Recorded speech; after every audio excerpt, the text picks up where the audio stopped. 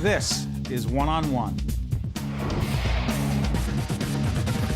We are honored to have Danny Rodriguez, Outreach Coordinator with the Wounded Warrior Project in New York, New Jersey, Connecticut, and also a Marine Corps veteran, served 1999-2003 in Afghanistan and Pakistan, serving our country. We thank you for your service.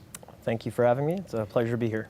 For those who do not know what the Wounded Warrior Project is, they may see spots, public service announcements on the air, but don't truly understand what it is. Describe it. We take a holistic approach to healing. We have 20 different programs and services under 4 pillars, primarily mind, body, economic empowerment, and engagement.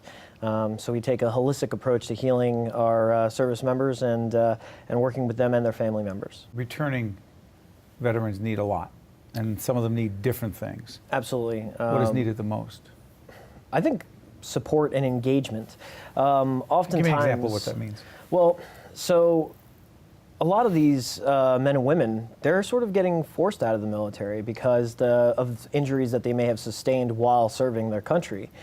So they sort of lost that they have a lack of purpose, so to speak, when they come back here. So they don't have that service call that they did have while they were in the military. So what we try to do is get them engaged not only with other veterans, but other organizations that will also help them sort of fill that need of helping community. Going out there and serving their community, continuing to do what they intended to do while they were in the military. How much of it is about helping that veteran physically rehab? So physical is very important, but mentally might be even more important than that, because what it comes down to is they need to be comfortable with their new normal. It's never going to be the same as it was before. And what we say is they have to be comfortable with their new type of normal that they'll have in their life. So that means maybe they were active in skiing and snowboarding. Well, and maybe they did lose a leg or an arm. Well, we have adaptive ski programs to help them, show them that they're still capable of doing all the things that they were doing before. They just have to change it a little bit and get comfortable with their new normal. Why did you decide to get connected to the Wounded Warrior Project? Well, they sort of found me. I went down a little road that a lot of us do. I didn't have the support system when I got out. It was 2003. The Wounded Warrior Project and organizations like it were just getting started. So I sort of lost my way a little bit and did a little self-medicating and got into a little trouble. Wounded Warrior Project found me and helped me get back onto the right path, and after a couple of years I felt that I was ready to continue on, and I wanted to give back. Why? It was sort of what was built into me. I think everybody that serves in the military has sort of a calling to duty, just because to each other? To not each other, just to everyone. I mean, to this nation. Only 1% of the U.S. population serves in the military, and that 1% still has that calling of duty and esprit de corps that they want to continue to develop throughout their life. I'm curious about this. We've been asking people who are in leadership positions like yourself what the most important of all the leadership lessons you've learned in your life so far, not only in the military but in this role with the Wounded Warrior Project.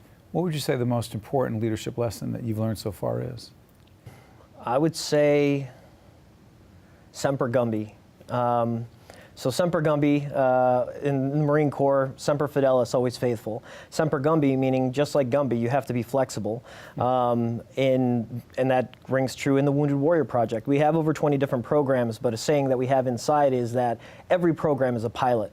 Even our programs that have been around since the conception of the Wounded Warrior Project are still considered pilots, because we need to be able to adapt to our surroundings, to the changing environment of the veterans, to everything, so that we have to be able to always be flexible. Always be flexible. Always be flexible. You have a plan, you got to work that plan, but you might have to get there a different route than you initially intended.